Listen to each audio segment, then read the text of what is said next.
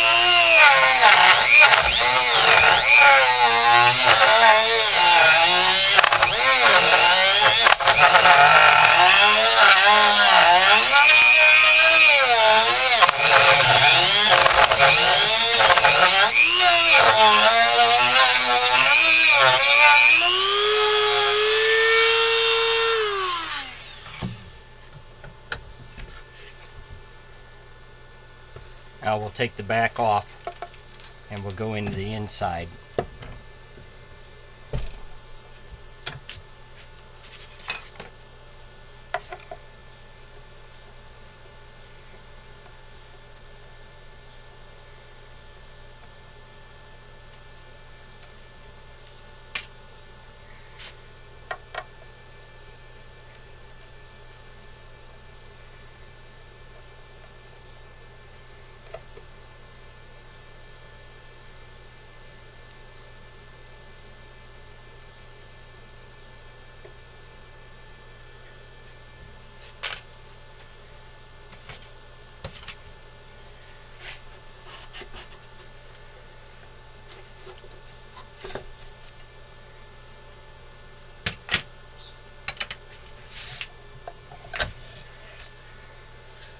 So we're going to